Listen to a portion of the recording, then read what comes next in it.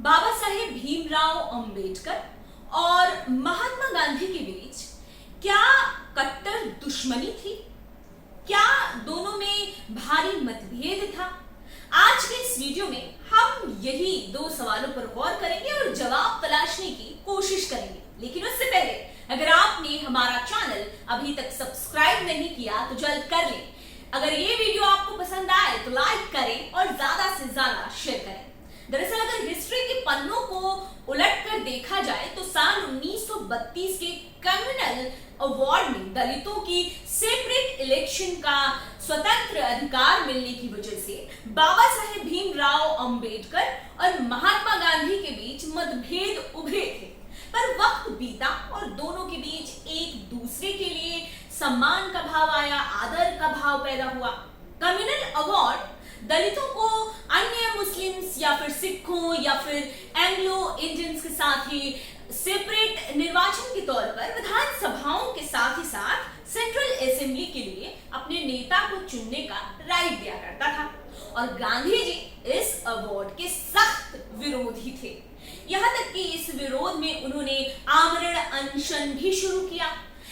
ये अनशन उन्होंने 20 सितंबर 1932 से शुरू कर दिया था। उनका साफ मानना था कि इससे हिंदू समाज से दलित अलग थलग हो जाएंगे और ऐसा करने से हिंदू समाज दो फाड़ में बंट जाएगा। गांधी जी के अनशन का प्रभाव पड़ा। आखिरकार गांधी जी के अनशन ने अंबेडकर को झुका दिया। हालांकि शुरुआत से ही दोनों के डेवलपमेंट का जो नजरिया था, जो मॉडल था, जो सोच थी, वो अलग था। एक तरफ गांधी थे जो स्पष्ट राय रखते थे कि देश के गांवों का विकास हुए बिना ही भारत खुशहाल नहीं हो सकता, तो दूसरी तरफ भीमराव अंबेडकर थे जो मानते थे कि इंडस्ट्रियलाइजेशन से ही डेवलपमेंट का रास्ता खुल सकता है, मुमकिन है। 1946 के बीच आते आते दोनों दिल्ली में रहने लगे थे। दोनों का दिल्ली में ही रहना हुआ करता था। 9 सितंबर 1946 के बाद गांधी जी अलबुर्कर रोड पर बिड़ला हाउस में रहने चले गए थे, जो कि आज के दौर में वो जगह गांधी स्मृति के तौर पर जाना जाता है। इससे पहले गांधी जी पंचकुइया रोड के वाल्मीकि मंदिर में रहा करते थे। तो वहीं बाबा साहेब अम्बेडकर एक हार्डिंग लेन, जो कि अब तिलक लेन हो गया है, वहां रहते थे। फिर 22 पृथ्वीराज रोड पर रहने चले गए। ऐसे में रहने के लिहाज से देखें तो दोनों में मतभेद तो थे, लेकिन रहने के लिहाज से दोनों दूर नहीं रहा करते थे। दूर नहीं थे, दूरी मतभेद में थी, लेकिन निवास स्थान में दूरी नहीं थी। दोनों अपने वक्त के महान जन नेताओं के तौर पर पहचाने गए, कबूल किए गए जनता के द्वारा।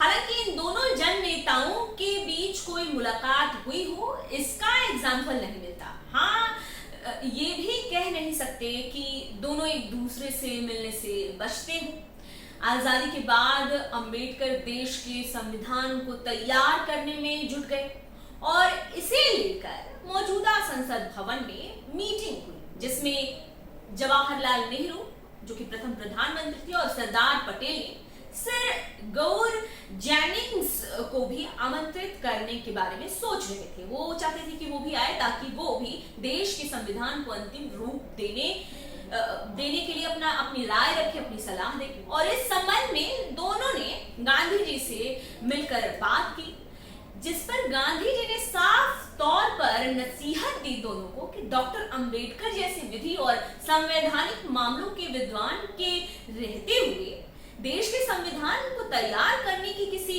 विदेशी को जिम्मेदारी देना सही नहीं होगा। ऐसे में बापू की सलाह पर संविधान सभा से जुड़ने का डॉक्टर अंबेडकर को प्रस्ताव भेज दिया गया, जिसे अंबेडकर ने कबूल भी कर लिया।